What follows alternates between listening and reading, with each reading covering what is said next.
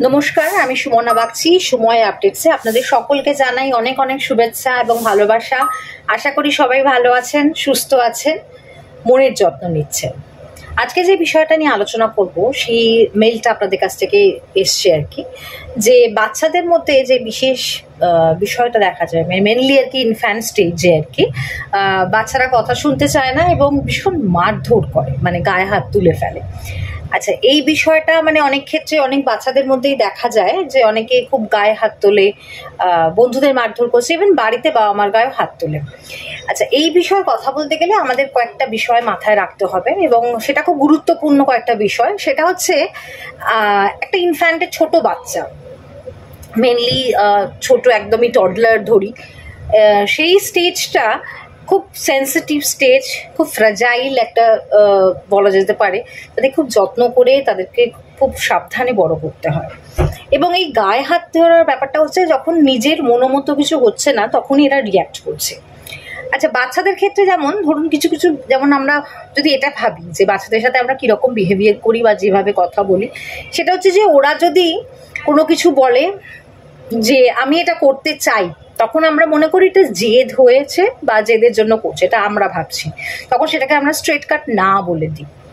যেটা ওদের কাছে মনে হচ্ছে যে এটা করলে ভালো, সেটা আমরা যুক্তি চাপিয়ে দিই, না এটা ঠিক হচ্ছে না।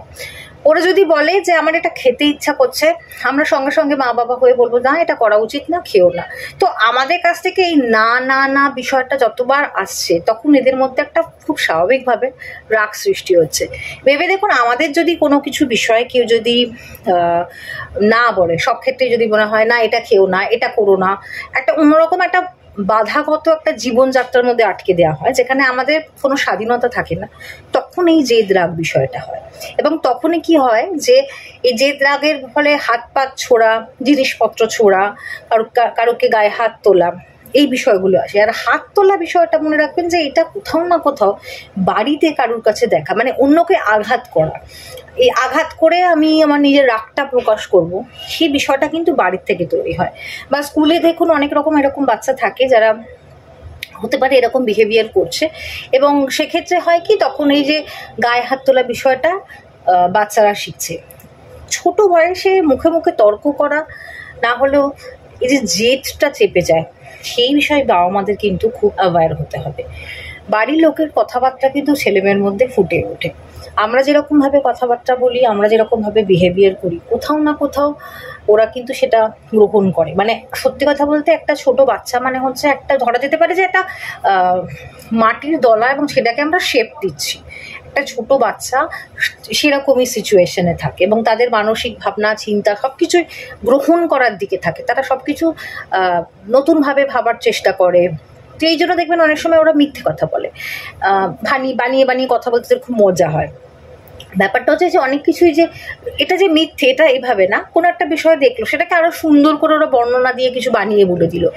বা যখন বুঝতে পেরে যায়, কিছু কিছু ক্ষেত্রে বাচ্চাদের হয় যে ডিফেন্স মেকানিজম বিষয়টা এভাবে আসে যে মিথ্যে কথা বললেই আমাকে কোথাও কেউ কিছু বলবে না, কেউ কিছু বকবে না। ধরুন বাইরে কিছু খেয়ে এলেন এবং বাড়িতে শ্বশুর শাশুড়ি আছে, সেখানে হয়তো সন্তানকে বললেন যে বলবে না তুমি যে তুমি কিছু বাইরে খেয়েছো। এই মিথ্যের কিন্তু শুরুটা এভাবেই তৈরি হয়। ভেবে দেখুন, এই ব্যাপারটা আমরা করে থাকি যে এটা বলার দরকার নেই, এটা করার দরকার নেই। আর আজকালকার রিলেশনশিপে বাবা মার মধ্যে সম্পর্কের ক্ষেত্রে যে বিস্তর ফারাক দেখা যায়, বা সম্পর্কের মধ্যে সেই পরিণতি বা সেই একটা কম্প্যাক্ট ব্যাপার দেখা যায় না, তখন এই মিথ্যাটা সেখান থেকেও আসে যে বাবাকে কি বলা যেতে পারে, মাকে কি বলা যেতে পারে। এই ভাবনা চিন্তাগুলো কোথাও আমরা কন্ট্রোল করি, সবটাই আমাদের হাতে, মানে বাচ্চা বিষয়গুলো পুরোটাই আমাদের হাতে কন্ট্রোলে চলে। এই কন্ট্রোল বিষয়টাও খুব ইম্পর্টেন্ট, মনে রাখতে হবে যে ওকে একটু স্বাধীনতা দেওয়া উচিত, ওর মতো ভাবনা চিন্তা করা উচিত। আর আমি যখন চাপিয়ে দিচ্ছি মিথ্যা কথা বলার বা গায়ে হাত তোলা বিষয়টাকে আমি আঙুল তুলে দেখিয়ে দিচ্ছি, তাহলে এবার আপনি এক্সপেক্ট করছেন বা কাউন্সিলরের কাছে আসছেন, এটা বলতে চাইছেন যে বাচ্চার এই গায়ে হাত তোলার বিষয়টা হচ্ছে, বা বাচ্চা খুব রিয়াক্ট করছে, স্কুলে গিয়ে বাচ্চা বন্ধুদের গায়ে হাত তুলছে। যদি আপনার কোনো এক্সপোজার না থাকে বিষয়টাতে, তাহলে ভেবে দেখুন কোথা থেকে শিখছে, কেন শিখছে। এবং বাচ্চাদের সাথে যেটা করা যায়, গল্প করে করে, ছোট বাচ্চাদের ক্ষেত্রে গল্প করে করে যে এটা ঠিক না, এটা ঠিক, এরকম করলে এরকম হতে পারে, বিষয়গুলো গল্পের আকারে বলুন, গল্পের আকারে বা কালার দিয়ে এঁকে এঁকে যে এটা দুষ্টু, একে আমরা বাজে বলবো, যদি বাজে কথাটা সেভাবে না বলেও বলতে পারি যে এদেরকে আমরা সেভাবে মানে প্রায়োরিটি দেওয়া যায় না। যদি কেউ মিথ্যে কথা বলে, কেউ যদি গায়ে হাত তোলে, তাহলে কিন্তু তারা শাস্তি পেতে পারে। এইরকমভাবে এঁকে টেকে খুব সুন্দর করে ফিগার তৈরি করে বলতে পারেন, এটা খুব মজার বিষয় হবে, ওর কাছে এটা আনন্দের বিষয় হবে যে, আর এটা শেখাবেন, মানে অবশ্যই আমাদের এটাও শেখানো উচিত কোনটা ঠিক কোনটা ভুল, একদম ছোট বয়স থেকেই শেখানো উচিত। আজকালকার বাচ্চারা অনেক বেশি অ্যাডভান্স, অনেক কিছু ভালো বোঝে, অনেক বেশি ইন্টেলিজেন্ট, ওরা অনেক কিছুই ধরতে পারে যেটা হয়তো আমরা সেই জায়গা থেকে অনেক দূরে, বা আমরা অতটা ছোটোবেলাগুলো আমাদের অন্যরকম ছিল। আর আজকালকার ছোটোবেলাটা তো রিমোট বলুন, গ্যাজেটস বলুন, তার মধ্যেই আটকে আছে।